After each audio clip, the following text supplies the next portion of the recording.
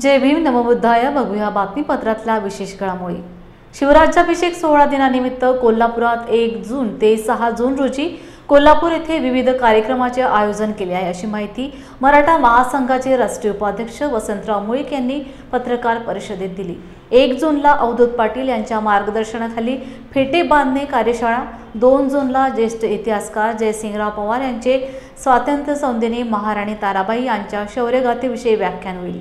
3 जूनला इतिहास संशोधक इंद्रजित सावंत यांचे भद्रकाली ताराबाई समोर दिल्ली निर्माण झाली यांचे व्याख्यान होईल।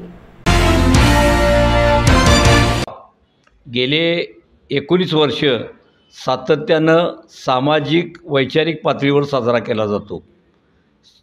शिवाजी महाराजांनी 6 जून 1674ला जो आपल्याला स्वतःला राज्याभिषेक करून घेतला, त्या राज्याभिषेकाचं मूल आणि महत्त्व नुसतं महाराष्ट्रावर न राहता देशात आणि देशाबाहेर जावं या संकल्पनेतून आम्ही विविध उपक्रम राबवत आलेलो आहे।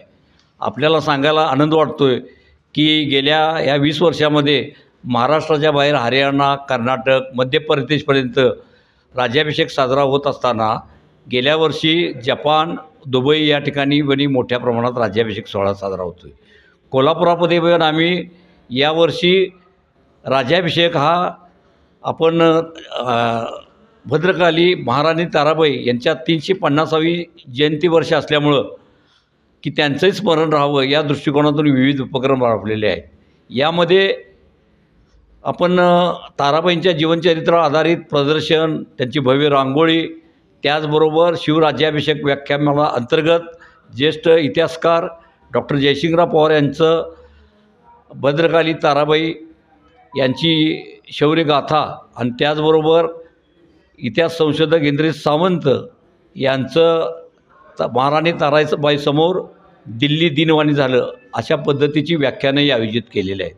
याचबरोबर जी पारंपरिक आपल्या ज्या कला आहेत की फेटा हा आपली पारंपरिक आणि संस्कृती जपणारी कला आहे, ते फेटाबांधणी शिबिर असेल, पर्यावरण दिनी या ठिकाणी गाव तिथे वृक्षारोपण करणे, याचबरोबर 6 जूनची आमची जी राज्याभिषेकची जी मिरवणूक असते ती अत्यंत शिस्तबद्ध, कमीत कमी बंदोबस्तामध्ये कुठल्याही परिस्थितीत त्या ठिकाणी डॉल्बी लावला जात नाही आणि समाजाला दिशा देण्याचं काम या मिरवणुकीच्या माध्यमातून जेव्हा आम्ही करत असतो त्यावेळी नशापान केलेल्या कुठल्याही व्यक्तीला किंवा मावा गुटखा खाणाऱ्या व्यक्तीला त्या ठिकाणी स्थान नाही। जे काही कार्यक्रम आहेत, मर्दानी खेळ असेल, महिलांची लेझिम पथक असेल, धनगरी ढोल असेल, अशा पद्धतीनं एक आगळी वेगळी की त्यामध्ये शिवाजी महाराज, बावळे, जिजाऊ मासा असे वेशभूषेतील काही सर्वजण सहभागी झालेले असतात आणि एक उत्साहाच्या वातावरणामध्ये प्रत्येकाला शिवाजी महाराजांचं प्रेम उथुंबून जावं अशा पद्धतीचा हा सोहळा होत असतो आहे।